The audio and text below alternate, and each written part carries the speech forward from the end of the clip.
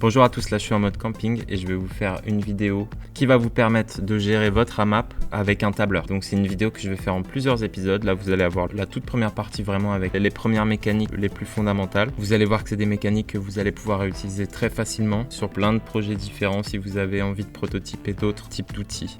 Pensez à liker cette vidéo si ça vous plaît et surtout à vous abonner si vous voulez voir la suite. Je vais poster régulièrement des vidéos avec des astuces pour améliorer vos tableurs, les rendre plus pratiques, plus simples à utiliser. Pensez à commenter si jamais il y a quelque chose que vous avez envie de savoir faire. Je suis là pour répondre et justement faire évoluer la chaîne de cette façon-là.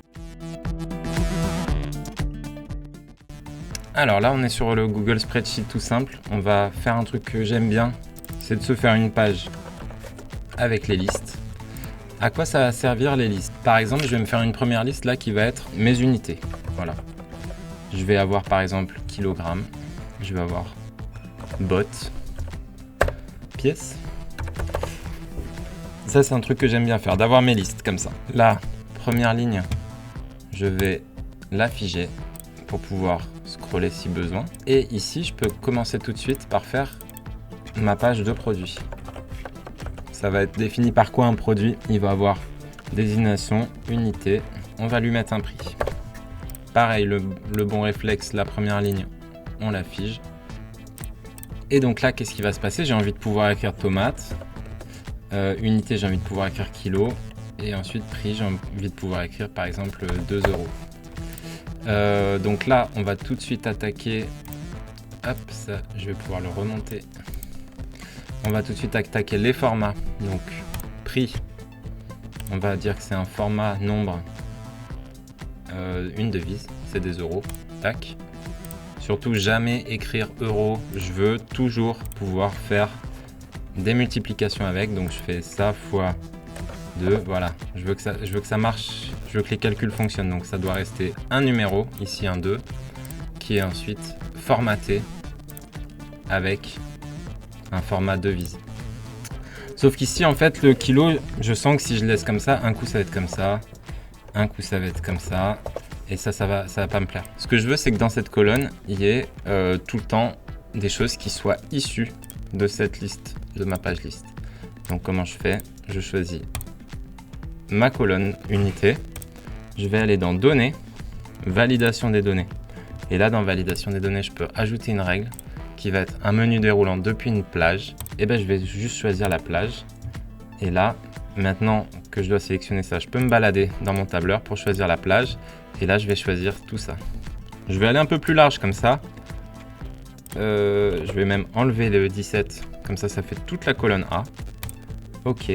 Là, il voit qu'il y en a 3 actuellement. Il y a kilobot pièce. Ce que j'aime bien faire, c'est d'aller dans les options avancées. Là, on a ce chips là qui est assez moche. Donc, je vais laisser en texte brut. Ok. Qu'est-ce qui se passe maintenant? Je clique 2 fois et là, j'ai un petit select qui s'ouvre. C'est pas si compliqué que ça. J'ai fait une liste. Ensuite, j'ai pris une colonne sur laquelle j'ai fait une validation de données. J'ai rajouté une règle qui est un menu déroulant depuis une plage. J'ai choisi la plage. J'ai choisi cette plage-là et c'est tout en fait. J'ai validé et c'est OK. Ça veut dire que là, j'ai ce select-là qui apparaît. Et si jamais, par exemple, je rajoute carton, ben là, qu'est-ce qui se passe? Je peux choisir carton. Donc ça, c'est une astuce que vous allez pouvoir réutiliser à toutes les sauces. Ça vous fait des selects qui sont propres. OK. Donc là, une liste de produits. On a vu le formatage en euros, le select pour avoir une unité qui est tout le temps pareil et la désignation du produit. Ensuite, j'aimerais bien avoir une page qui me permet de calculer le prix de mon panier. Ça va être un petit peu plus compliqué. Là, on passe la seconde. Ici, le prix de mon panier, j'ai envie de pouvoir sélectionner un produit. J'ai envie de pouvoir saisir une quantité et que là, le tableur me ressort une unité. Le tableur me ressort un prix qui a déjà été saisi. Un prix, donc on va mettre un prix unitaire. Il me calcule un prix total et ça, on va pas le mettre tout en haut parce qu'en fait, tout en haut, ce que j'aimerais, c'est qu'il y ait un prix panier. Voilà. Donc j'aimerais avoir un résultat où je peux sélectionner des produits, je peux écrire des quantités et tout le reste, ça me calcule pour ensuite ici avoir le prix de mon panier. On va commencer par faire comme pour les listes, mais avec les produits. Je veux être capable ici dans les produits de sélectionner mes légumes. Je veux cliquer et là qu'il y ait tomate qui sorte. Donc je sélectionne ma colonne, Je vais dans données, validation des données. J'ajoute une règle, je choisis bien la plage. Donc là, je commence en A3 parce que j'ai pas envie que les deux premières cases soient utilisées. Je veux un menu déroulant depuis une plage et là, je vais cliquer ici pour sélectionner la plage que je veux, qui va être en fait tous mes désignations produits. Donc ça va être la plage A2 jusqu'à A, donc jusqu'à tout en bas. Quand je mets pas de chiffre, c'est tout en bas. Ok, donc là on voit qu'il n'y a que tomate. Je repars dans les options avancées, je recommence et je fais texte brut. Ok, on ferme. Et là, tout de suite, je clique et je peux faire tomate. On va bloquer jusqu'à la deuxième ligne. Donc je clique la ligne que je veux bloquer, je fais affichage figé jusqu'à la ligne 2. C'est-à-dire qu'en fait, si j'avais mis là, il me mettrait jusqu'à la ligne 6, hein, mais là, on veut ça. Voilà. Maintenant, alors, la quantité, c'est un truc que je vais écrire. Par exemple, je veux 24. Comment je vais faire pour aller chercher unité et prix unitaire de ma tomate? Et bien ça, je vais utiliser une fonction qui est un petit peu compliquée, mais qui se réutilise assez facilement une fois qu'on a compris. Cette fonction, c'est le filter. On va mettre plusieurs produits, ça sera plus rigolo déjà. Donc on va mettre salade à la pièce, 3 €, c'est un peu cher. Oignon à la botte, j'en sais rien, hein.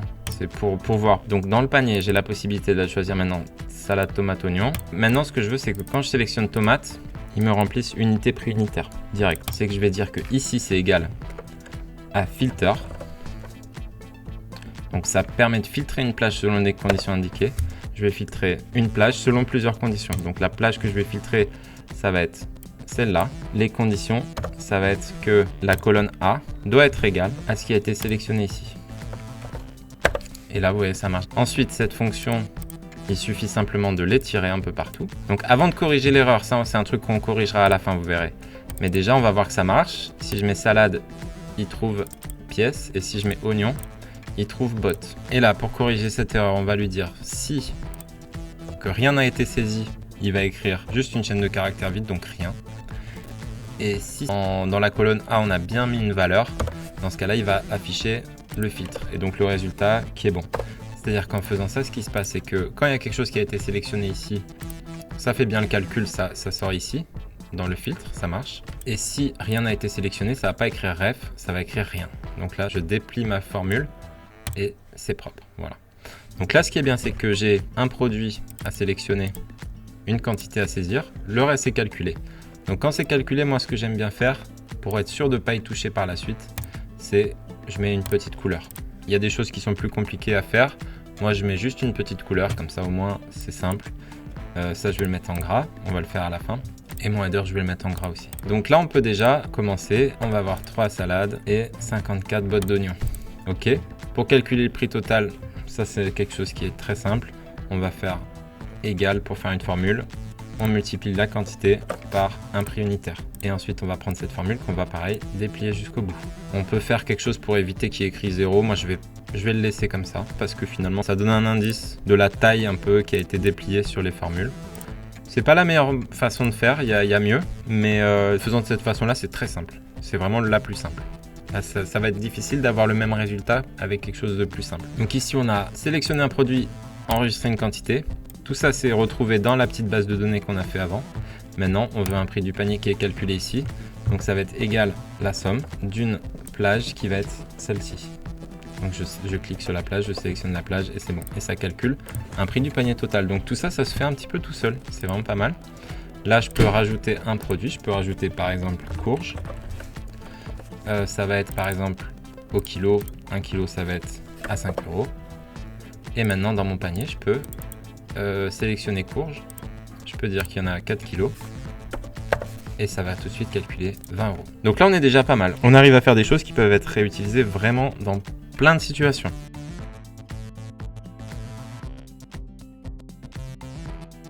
Donc on a vu comment faire une petite liste avec éléments 1, 2, 3, 4.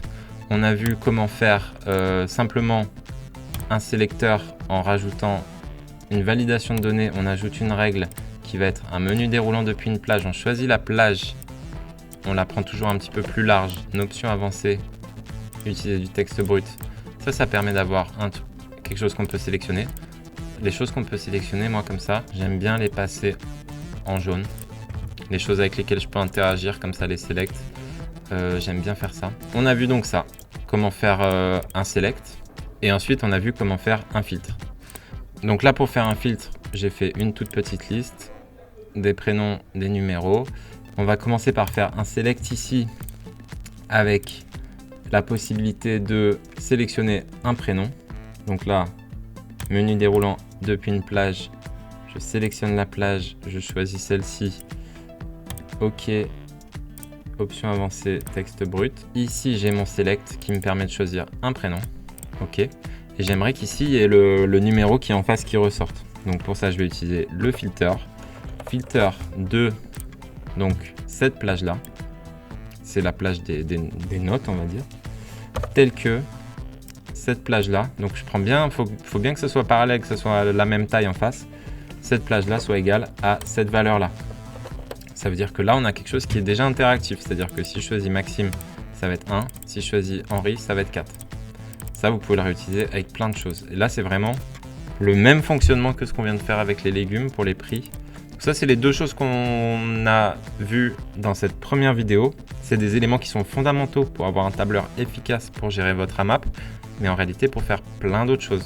Merci à tous, j'espère que vous avez réussi à suivre cette petite liste d'astuces.